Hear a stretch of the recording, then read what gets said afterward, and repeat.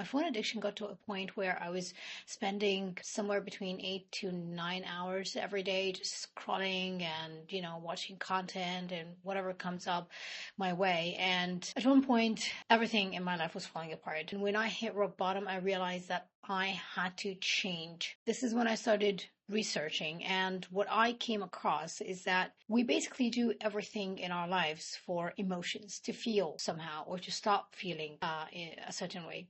So what I realized over time is that I was using my phone as a tool to distract myself from how I was truly feeling. I wanted to numb myself, to run away, to avoid facing my emotions. Now, the problem is that every time I did this, the next time I needed to spend more time to get to the point where I could be distracted and for it to be effective. This continued to happen until I found out about nervous system regulation. When I realized that when I face my emotions, I would stop doing the things that are addictive. Everything we do in our lives, we do it for one or two things, either to avoid pain or to get pleasure. So my phone addiction was in a way me trying to avoid the pain of facing my emotions, and at the same time try to avoid the things that I knew I had to do because I was scared. But when I learned to sit down with my emotions, to calm down, to allow myself to feel where it is that I was feeling, anxiety, loneliness, frustration, shame, feel guilt, sadness, anger, whatever it is, to just allow myself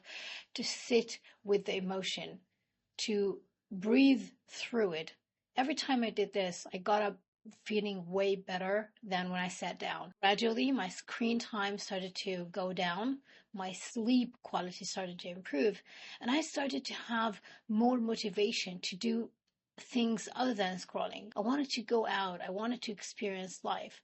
I became more willing to experiment and do things out of my comfort zone. I deleted social media shortly after, and that was the best decision I've ever made in my life. Years after, I can't even tell you how great it feels. I started journaling more, reading more, going out for walks more. Even when I spent time with my family and my friends, I became way more present. My perception and appreciation for time changed because back then I just wanted to kill time. But right now, I savor it.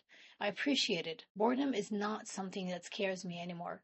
I don't run away from it. I experience it. It's part of life.